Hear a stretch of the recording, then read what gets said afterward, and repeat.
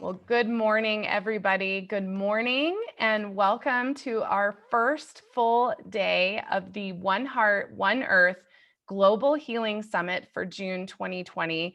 My name is Lisa Gunshore, and I am your host. And as always, Buddhist biohacker, we are creating conscious content for 1111D. And as the new media, we are bringing to you so many amazing healers and teachers as presenters for the next 8 days or 7 days now since our opening circle last night.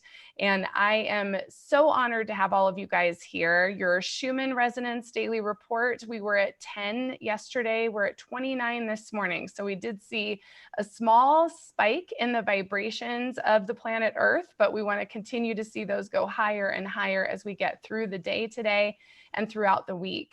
Also, Buddhist biohacker is taking a stand against violence. Every human being is born equal, innocent, and has the right to be valued, respected, and treated ethically. It is the responsibility of a civilized society and its governance structure to foster the conditions whereby men and women alike have the opportunity to fully contribute and realize their potential. This is a time of unification and compassion.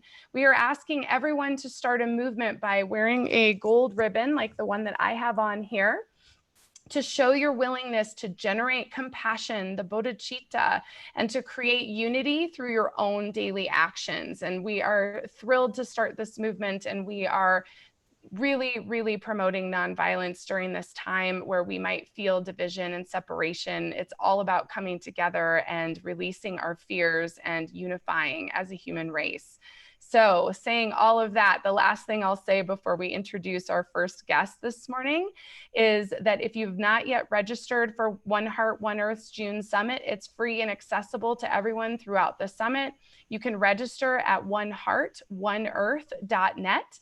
We also have a brand new Summit Warrior t-shirt. So once you register, you'll get information on the t-shirt and all of the presenters and all of the gifts that they are offering. So again, registration is free, and it's going to give you a daily email with all of the reports about our summit. Also, if you've not subscribed yet to the Buddhist Biohacker here on YouTube, we are on a mission to get to 1,000 subscribers so that we get a community page, so that we have a one-stop shop and a place to be. And we also have a forum discussion going on live right now on MeWe, mewe.com, which is a great social media platform with a privacy bill of rights for everyone who's a part of that. So there is my spiel for the morning. And good morning. And I'm very honored and excited. We have a very special presenter this morning, David Behrens. David, welcome. Thank you. Thank you. So excited to have you. So I'm going to hand it off to David, everybody, for his morning presentation. Please connect in. I see some of you guys joining on the live. You can write your comments and questions in the live chat, and we will be responding to those at the end of the presentation. So thank you so much, David, and I'll let you take it away.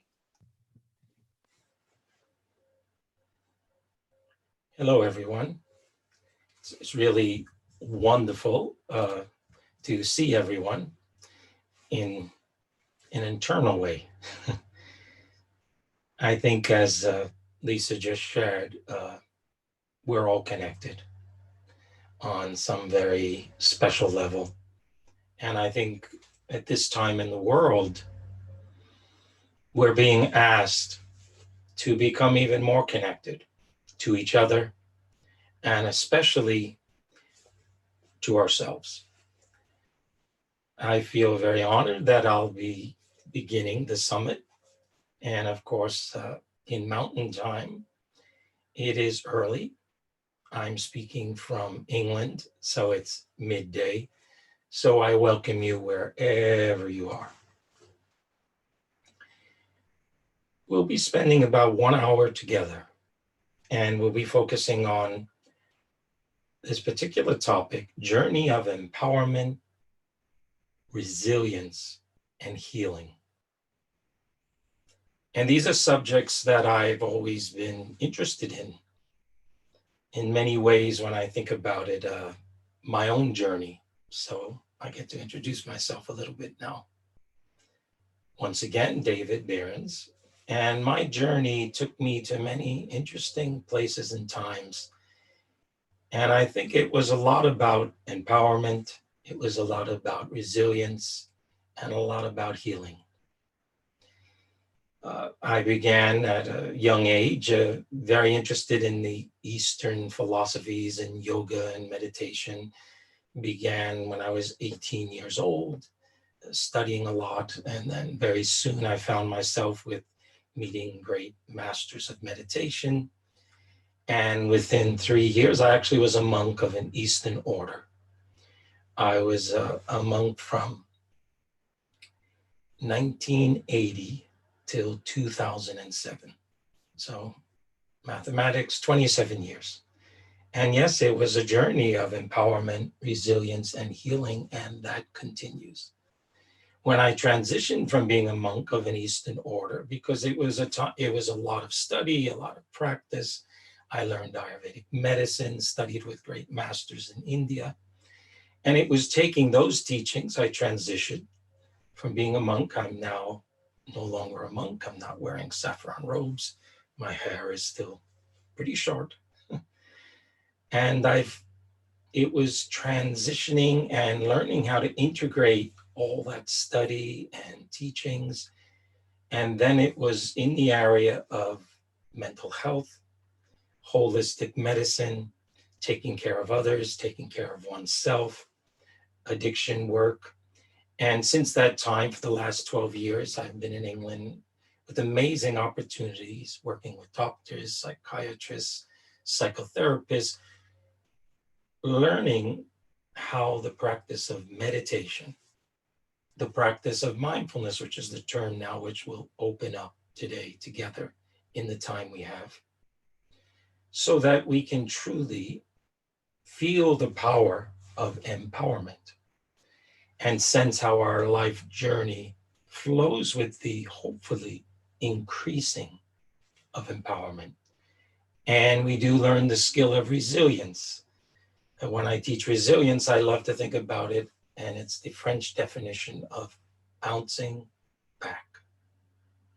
So it's bouncing back to our essence, bouncing back to our life energy and our full potential.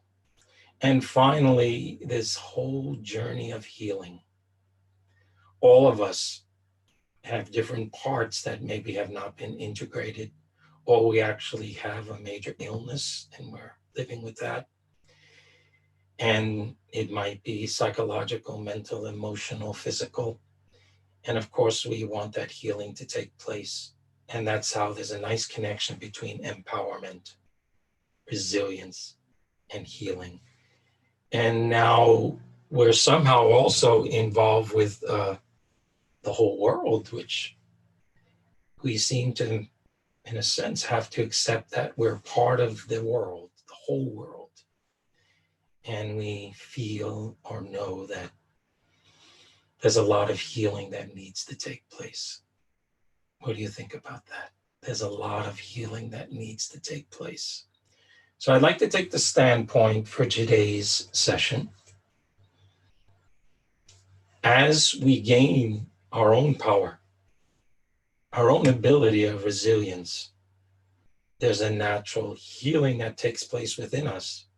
And therefore, we can fulfill, you can say, our God-given destiny, or however we want to speak about that, our greatest potential to serve. I feel very much that everybody's work, sooner or later, becomes the work of service. And we play a role in this big world. Of course, we heal ourselves, and then it naturally can be expressed to help and heal others. And each one of us plays some role in supporting this earth and all the parts of the earth in a healing way. So I'm going to share a little bit about mindfulness and meditation and how this can play a major role in building our empowerment, our resilience, and our ability to heal. I've seen amazing things that comes from this. So I'm going to do a little PowerPoint and I'm going to show you about that.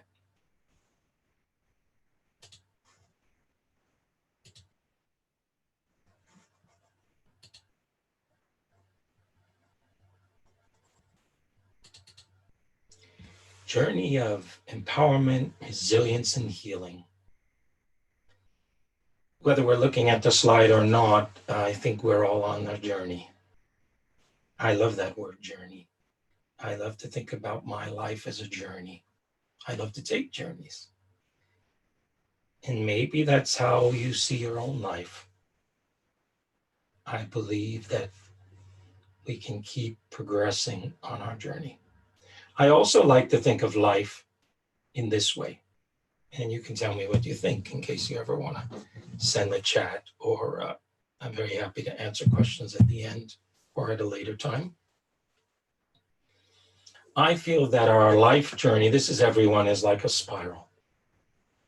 And we keep returning to certain themes based upon our story of what happened to us in our life, childhood, maybe even if we want to go into past lives, but or just childhood for now, keep it simple. And where we are now in our life, it's a journey. And we keep different themes that we need to integrate so that we can gain more empowerment, more healing, resilience. And the goal, I feel, because it's a spiral, is I like the image of spiraling upwards. And I feel one of the keys to that is within, because we got to know ourselves more than anything. Then we can learn so much else. So the skills of mindfulness, the skills of meditation is essential, I feel. We might use different terms to describe it, but it is essential. Here's a nice definition that always helped me when I teach mindfulness, and I learned this in the last several years. In England, I work for the National Health Service as part of that, and they have a recovery college. This is for anyone suffering from mental health illness or challenges. It can be for the psychotherapist who's working with the client. It can be for the client or service user. It can be for the caretaker, family member. And they have these natural courses where people come and learn. And in those courses, I found that one of their key ways of teaching, so I've taken it up because I feel it's really true, because I teach the mindfulness part for 2-hour sessions. And I've done that for the last 3 years to hundreds and hundreds of people. Mindfulness is learning how to live from the wise mind. Because we have a mind and it has all different aspects. So these simple circles, and you can think about this for yourself. We have the emotional mind, which when it gets imbalanced, we get too caught up in our emotions. Or if we have a low emotion like a sadness, it maybe even turns into a depression if we haven't integrated it. Whether there's a severe loss that hasn't been integrated, hasn't been healed, it can turn into a depression. Or we worry about something so much, it turn into an anxiety, or we have certain traumas. We get caught in our emotional mind and it could become very severe, or it's just a real drainer in life. Or we get caught in our reasonable mind. This is the figuring out mind. This is when we think about things too much. I'm sure now many of us are thinking about this world, and it might take over our mind and then we don't sleep. It keeps repeating itself, and that's rumination. Or it turns into a real mental health challenge or illness. So the key is developing the wise mind. It's a beautiful term. The wise mind in mindfulness is that part of us which is aware and present. And when we're in the wise mind, because so much of mindfulness is being present. I'll even ask you now, if you're watching this or if you've watched it and it's not live for you, it might be the future. Hopefully you'll get to see it again or offer it to your friends. Are you present now? Just get present for a moment, which means tune into your physical body, because This is yours, this body. Be aware if you're sitting in a chair or laying down watching it. Be present. Be aware of the screen, what you see through your eyes. Take a moment to even feel your surroundings. The wise mind is when we're present. And when we're present, we have the ability to come out of the deep emotional mind if it's a little too intense, if it's negative emotions, or caught in the reasoning, functioning, figuring out mind, which can take over. The wise mind can choose and move from one to the other and enjoy the best of both worlds. Wise mind. We'll talk about that some more as we go along. When we develop the wise mind, we also develop, and this is when I work with clients who are going through many challenges with their emotions. I've been very fortunate working with doctors and psychotherapists and psychologists where a client is offered to me a one-on-one sometimes and very often. And I help them to manage their emotional world through developing, empowering, and returning to, which is resilience, the wise mind. So reflect now on your own emotions. This is a fascinating thing that I learned, and I've been reflecting on it a lot. Every emotion we have, we give it a name: sadness, happy, angry, or jealous, or just down, down mood emotion. And there's a whole spectrum of emotions, so many terms. We define each emotion, I feel, through 3 pathways. And this is very much how you work in mindfulness, in a therapeutic way, and also in a transformative way. You understand that every emotion is filled with many thoughts. It has a somatic body experience, and it's like the essence of psychology with emotions. And it has a breath pattern. And it changes according to the emotion. So we, in our mind, give it a name: happiness. We have happy thoughts. Our body feels expanded. And maybe our breath is flowing nicely. Or then we have fear. We give that a name and say, I'm having so much fear. Particular thoughts go with that.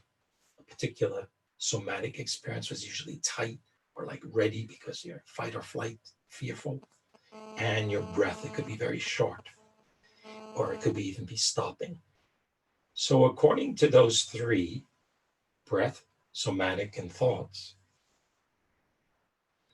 we differentiate emotions. And in mindfulness, you learn how to be with those pathways. Breath, which is breath works, which is a whole movement now. It's being taught in all fascinating ways, and it's based upon ancient pranayama of yoga, which is thousands of years old, working with the breath.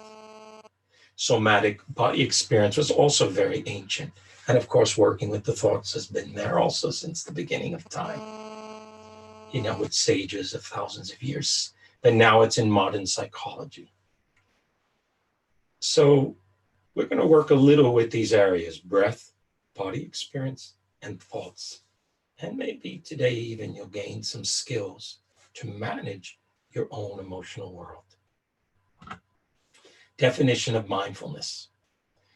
One of the teachers that I found who's one of the world's experts was John Kabat-Zinn, because he was the first mindfulness teacher. He was practicing in the Buddhist tradition. I was from the Eastern tradition, but I studied the Buddhist tradition. I have always studied the different traditions as a monk to find its essence.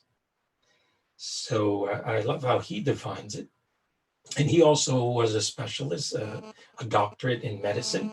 And he was the first in the 1970s where a hospital in the US, they opened up a stress management clinic, and he taught it to these very severe, challenged patients. And he was very successful. So today, someone like myself who transitions from being a monk, and now I work for the National Health Service in England and doctors and psychiatrists and psychotherapists want this skill for their clients because they know it empowers them and helps in the healing, integration, recovery process, or in leadership to go to the next level.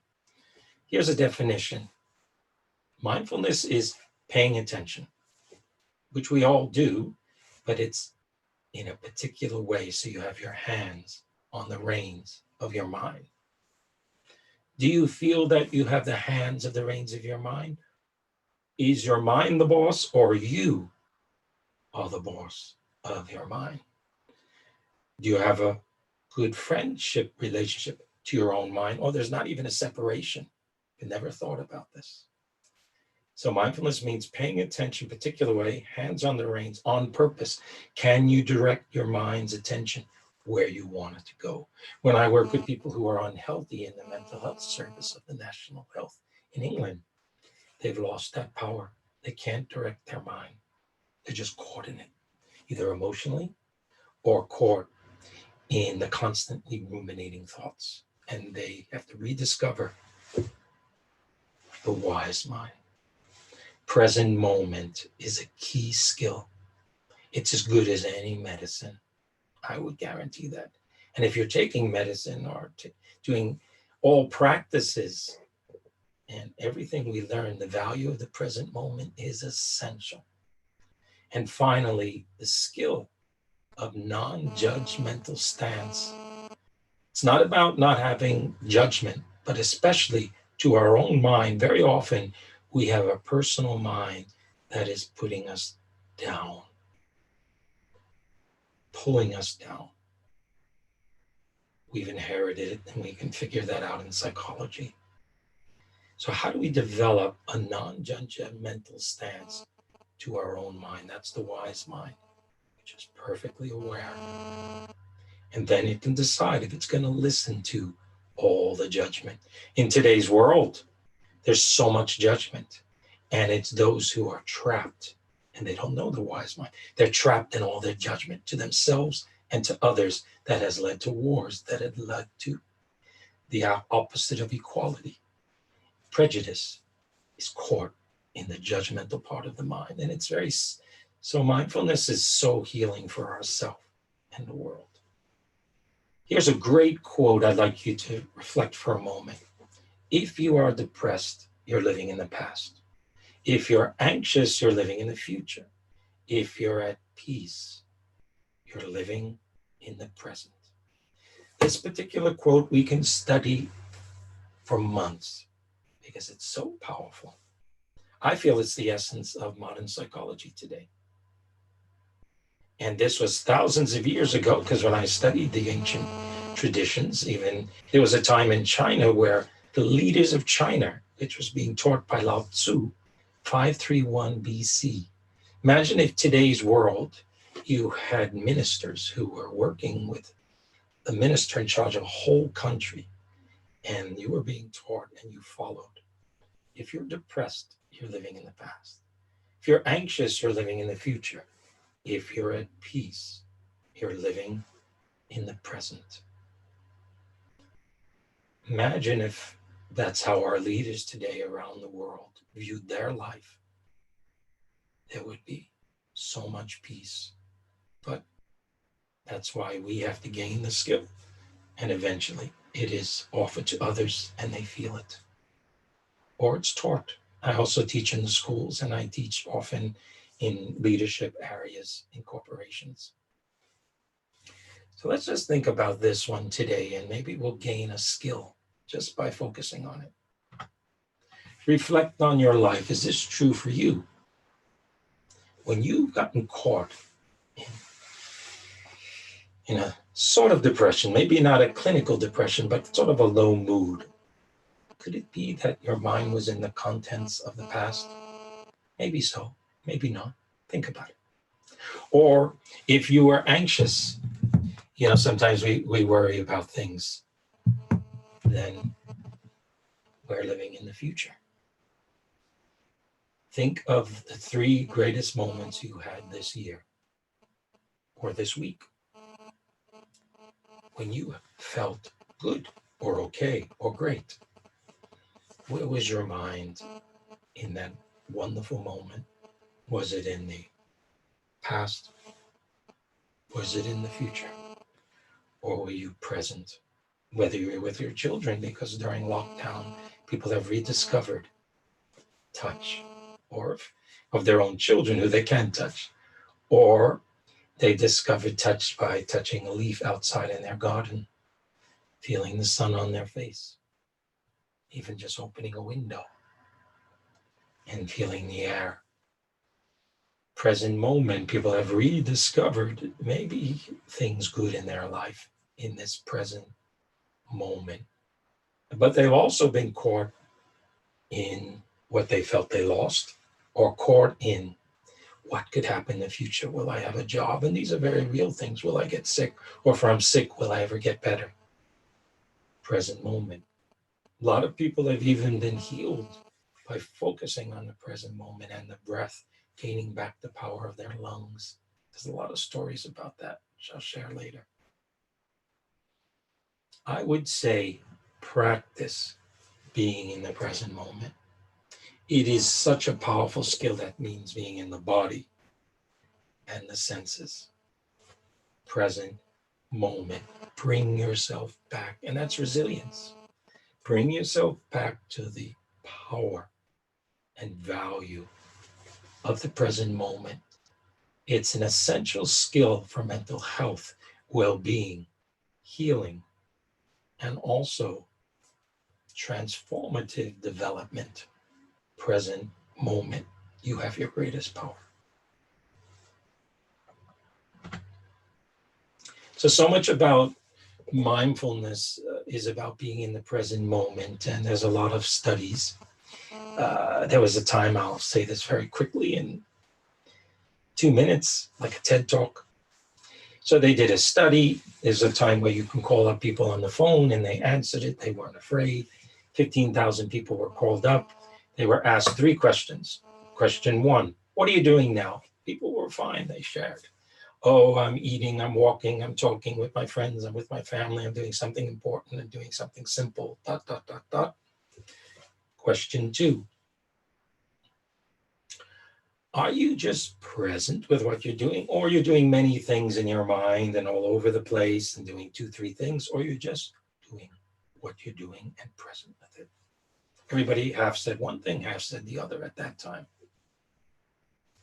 Third question, how do you feel? What's happening for you now? How are you doing?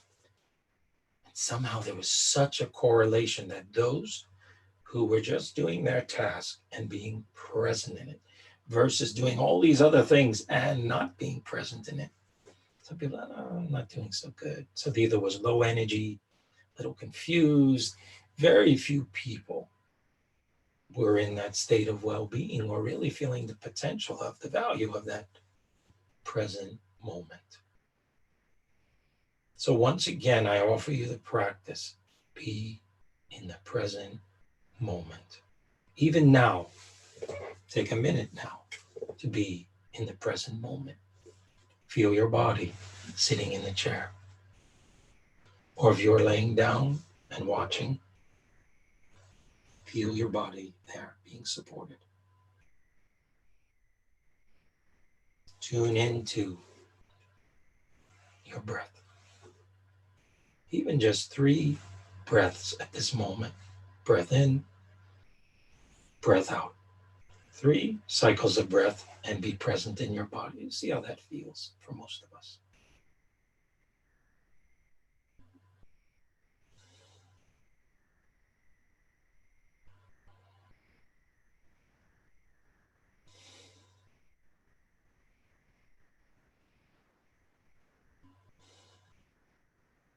I'm sure for most of us, it gets us settled. Sometimes the breath can be a trigger, but for most people, getting settled, aware of their body, coming back, which is resilience, getting in tune with the breath. Even 3 cycles is enough. I tell you this, for the next week, you practice 3 times in the day, coming back, getting present. It might take 1 to 3 minutes. And then tune into 3 cycles of breath and be aware of it in your body. I know that it will support you because I've taught this simple practice to thousands of people, top corporates, directors, people who are sniper for the army going through post-traumatic stress disorder, children, mothers with many children and a busy household and full-time jobs, students,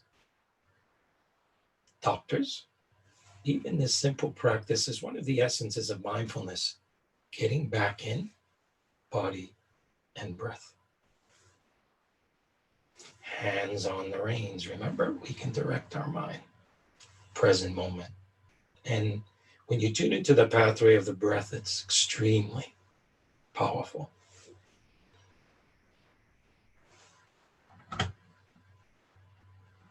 So we just practiced some of that, and I've offered that to you. Just checking if there's any questions at this time.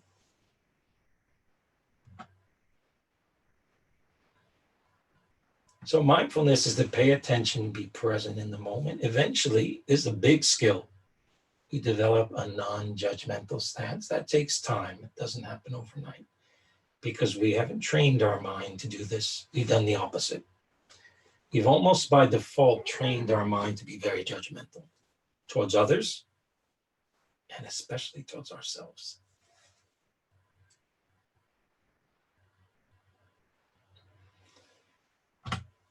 So I'm going to show you a very lovely video. It's how meditation can reshape our brains. This is on the internet. It's been shown to hundreds of thousands of people, how meditation can reshape our brains. And all of you can watch it anytime you like, but I'll just show you. In fact, I'll explain it to you, and you can watch it at another time on your own, because I think that'll be even more valuable, because we only have 1 hour together. In fact, what I'm offering you today is very much like the first session or part of a first session of a 4-session series that I've offered to thousands of people in all different situations and walks of life. I've also offered it to the staff 3 years in a row in the National Health Service in England, to the doctors there and those who take care of all the hospitals. And in this particular video, I'll explain to you the essence of it, and then you can watch it on your own. Mindfulness and meditation can actually rebuild our brain functions. So Sarah Lazar, I'll tell you the nice story. She's now famous in the field of brain research. And now, they take MRIs and they can measure the brain. And they measure different parts of the brain after practicing meditation, which was as simple as, and mindfulness, being in the present moment or sitting from 15 minutes to 30 minutes each day through several weeks or a month or two, practicing that simple practice, getting present in the body, maybe closing the eyes and returning to the breath. Breath in, breath out. Now, of course, there's many levels as you build the practice of the breath. And so many traditions teach it. But even this simple practice we're talking about is how it's taught all around the world. So this practice was done, and then different parts of the brain was measured. So this is her speaking. And after people did the practice, it was almost like, I don't know if you've read about this or heard about it, neuroplasticity. That's how the brain works. It's kind of, if you do it something again and again and again, it's like a neural pathway is formed. That's how also habits are formed. That's how you learn a skill. This is known now. Even a common person learns about it on the internet. You don't have to become a brain scientist. So I'm going to talk about the 4 parts of the brain. These 4 parts, we use them thousands of times, if not millions of times each day. If we can strengthen these 4 parts, it will support, and it is part of mental health recovery. This is how I approach it, and this is how it is. It works amazingly powerful in addiction recovery while a person is going through therapy or with the doctor, because you rebuild these functions. I'll share a few stories about that in the time we have. So we have 4 functions of the brain we'll talk about. First function, prefrontal cortex. This is the front part of the brain, working memory and executive decision making. And it is amazing to think that a million times in the day, our mind goes off and we bring it to a place. You're driving the car and you think of something, you're, oh, I better drive. That's using the executive decision making. It's also the power of choice. Sometimes we lose that power a bit. And in addiction work, you actually wonder, why can an addict not stop what he or she is doing? One of the main reasons, they say it's a complex brain disease, addiction now. The prefrontal cortex has gotten weak, so they cannot make the choice. They're pulled, and there's many factors to that, towards the craving and the addiction. They can't come back to not doing it because they've lost this power. If they're put through a brain scanner machine, you don't see the energetic impulses happening for someone who's a real addict, but they can gain it back. Or we lose it just through a lot of stress in our life where we don't focus so well. So it's a powerful thing. So they found people who meditated, this prefrontal cortex was very powerful, and it was equal to people even as they got older. So she would share, Dr. Lazarus, that the cortical structure that gotten weak through time and age actually was less weak because it was exercised regularly in meditation. Your mind goes off, you come back, you're with the breath. Prefrontal cortex, amazing. Next is the left hippocampus.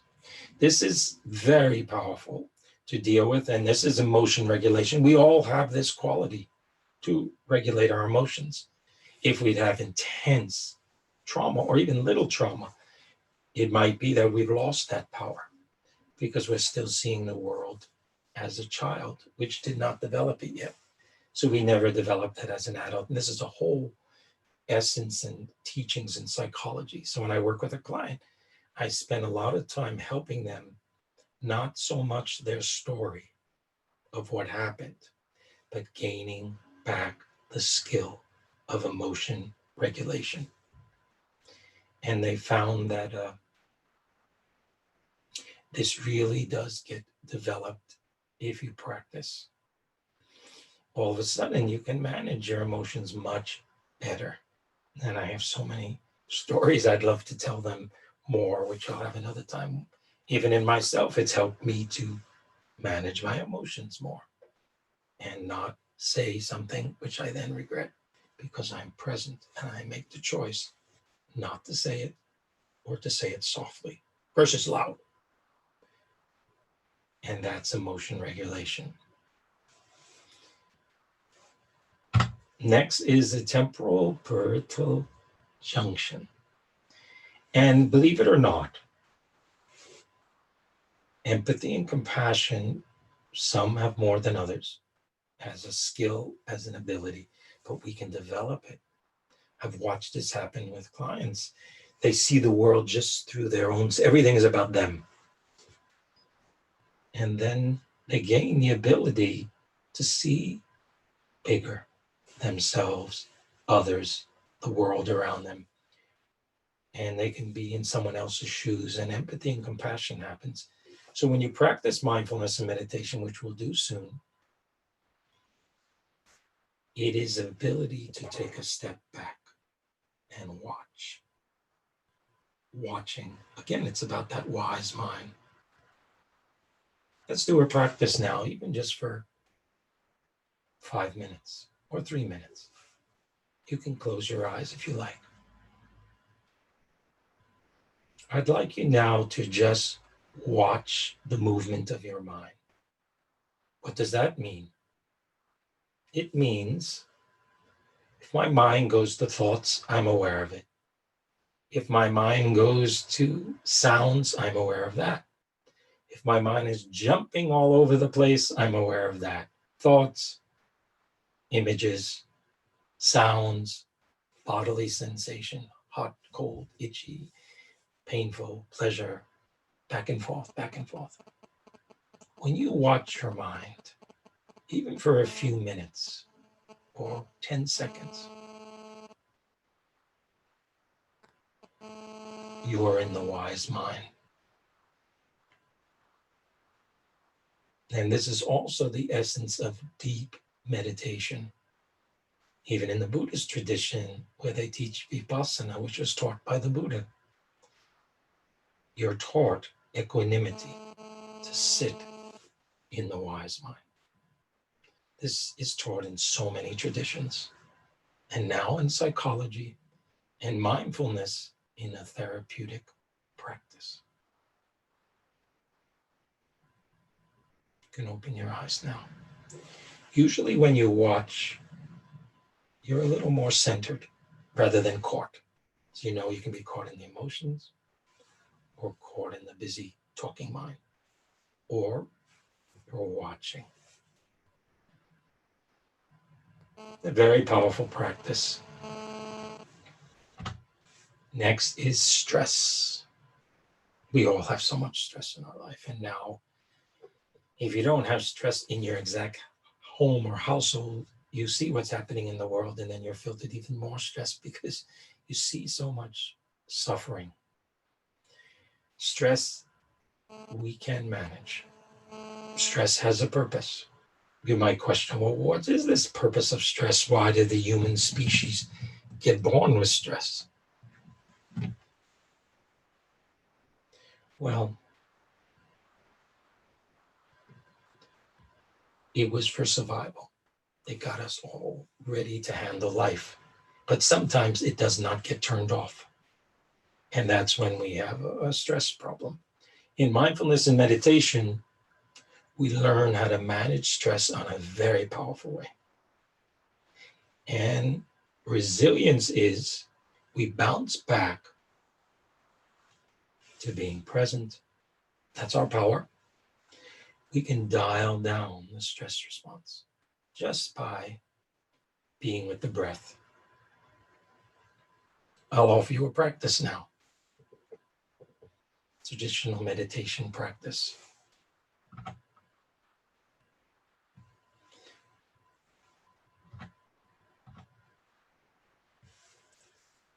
These are some daily practices, but first I'll do them with you. One was mindfulness in daily life, which is reclaiming the present moment.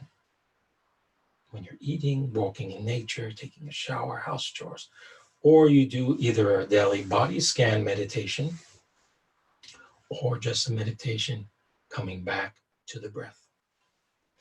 Maybe you've done it before, but it has so many levels to it. It starts off just getting you a little settled, but it can be a complete transformation. And it helps you to integrate things that might feel that will never be integrated. So let's do a practice now. I'll offer you a 5-minute practice, and we're going to go to 3 levels of the breath. And you can listen to it afterwards and practice again. Step 1 in this practice is become comfortable. We forget that that's a practice in itself, getting comfortable in our seats. The moment our body is comfortable or a little relaxed or supported, or even one part is relaxed and supported, if we can create that, the mind gets a little softer. The breath naturally will shift. So even this practice, let's do it. Get comfortable in your seat. I'll do that too. You can close your eyes if you like. And we close our eyes in meditation In meditation, we're taking the power of the outer senses and we're turning them inwards to explore, and they become more acute.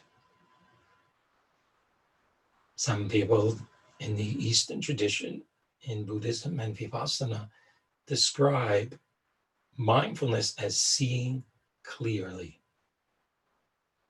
Do we see the world clearly? Do we see ourselves clearly? Let's close our eyes for this meditation. If it's challenging for closing eyes, then a soft gaze. With your eyes closed, direct your awareness, that's mindfulness, hands on the reins, to being aware of your body sitting comfortably. And tune into that for 1 minute now. From the base of where you're sitting, maybe if your back is supported or not, you can enjoy that. Take one part of your body and feel it being supported in a restful way. It could be your hands. They're in your lap, maybe, palms up or palms down. Tune into resting, relaxed hands.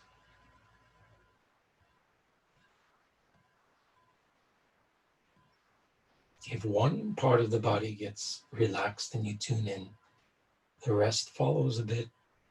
Eventually the mind, emotions, and even the breath. So much happens in this little part of the practice.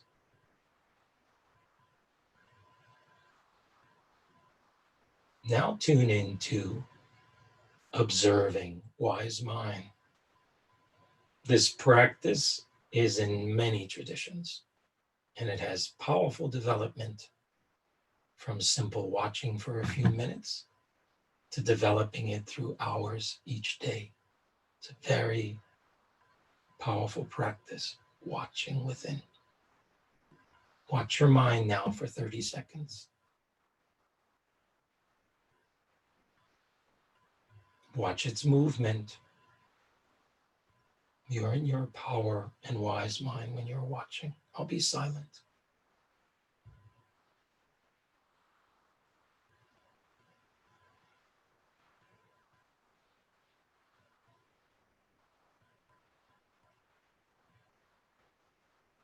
Next step is guide your mind and awareness to be aware of, I'm breathing in, I'm breathing out.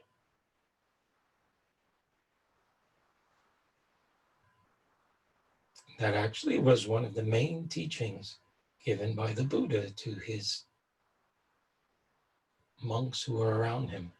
And this is in many traditions. Being with the breath, because it's who we are, our breath. I'm breathing in, I'm breathing out.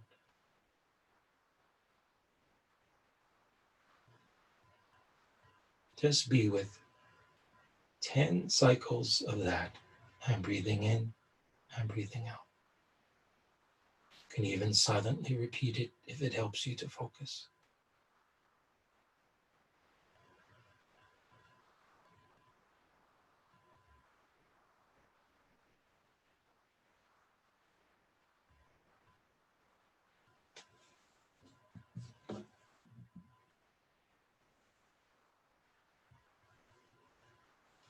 I'm breathing in, I'm breathing out.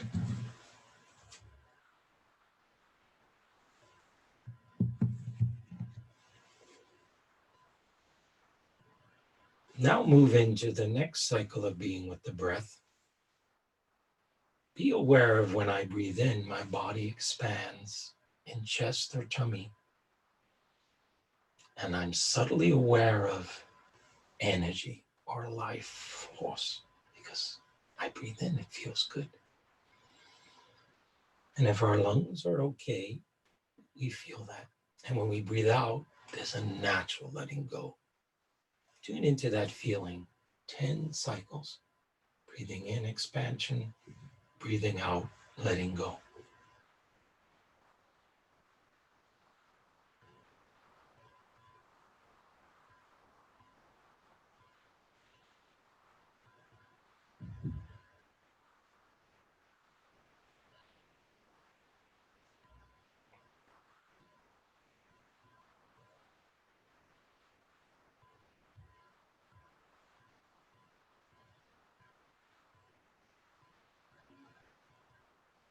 If you are able to be with the breath, you're using all 4 parts of your brain. Executive decision making, you're guiding your mind. You're with the breath and the settled body, emotion regulation. You're watching, perspective. And finally, you're subtly, possibly turning off the stress response. Breathing in, breathing out. Expansion, letting go. And then for the third cycle of 10 breaths, follow your breath in and tune into an energy impulse before you breathe out. Sense it in a subtle way. And then when you breathe out, you'll sense something within you brings your breath in. It's very subtle. If it's challenging to do this or doesn't make sense, just enjoy. I'm breathing in, I'm breathing out, and you enjoy that flow. Or tune into breath goes in, energy impulse, breath goes out, life energy. Breath goes in, breath goes out. 10 cycles.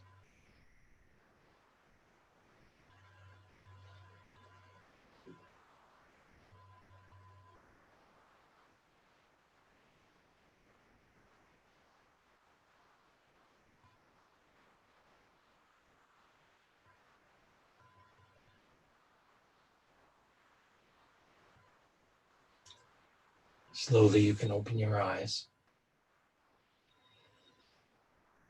I'm sure if you are able to do this, you feel something that's helpful. Of course, sometimes being with the breath can be challenging. So we just focus on when I work with clients and the breath is not the way to go because it could lead to a panic attack. That's their pattern. I have them focus on just their center, just the center. We all have a sense of the center within us. That's why Pilates is, and core strength.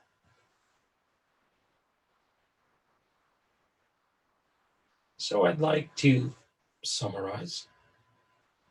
Mindfulness and meditation is a powerful practice for empowerment because you get in touch with your life energy. It also, you become empowered in relationship to your own mind, to your emotional world, and of course, your whole body. Also, resilience, you're able to bounce back, turn off the stress response or dial it down. You're also able to kind of get back to your core strength, or which is in, if I teach, also there's ways of getting back to the heart energy. There's so many levels and practices that we can do when we start to gain the skill of being present and aware, guiding the mind, empowerment, resilience, and the journey of healing, which is the journey of integration of all our parts and not being so challenged by trauma. It is a journey. It doesn't happen overnight.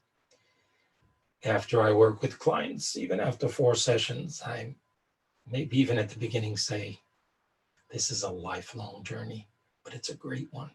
Because by default, we're on the journey. We might as well do it in a skilled way with empowerment, resilience, and we have a power to heal. Just like the body gets ill by default or by the way we are, the mind, the emotions, there's this imbalance. We can recreate it, balance again. So that's the way I like to teach, and that's the way I learned. And I am available for support or just questions. I spent my whole life doing this. I love it. I keep practicing, I keep learning. And there's so much now one on their own can learn. And it's also nice to have support. So I'll just share with you a little bit of information how to contact me.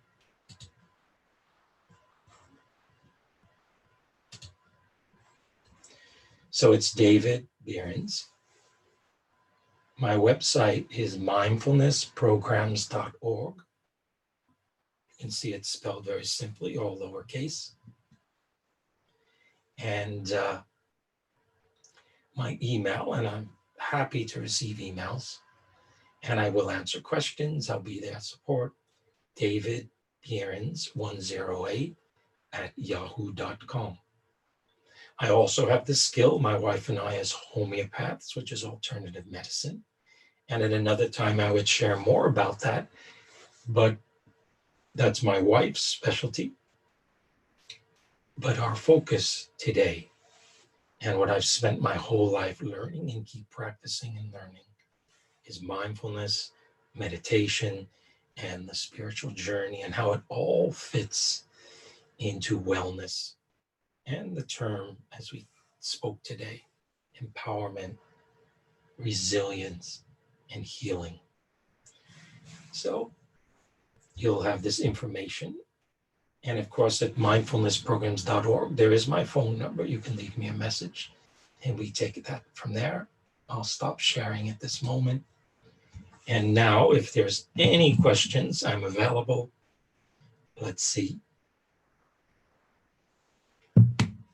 And if you have any comments, I'm very happy to hear them. Anything you'd like to share. It's wonderful to be with all of you.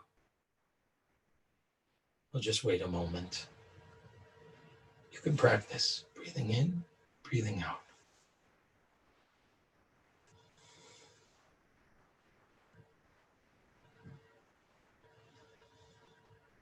I see many comments that are thank you, which is lovely. Very happy to hear that.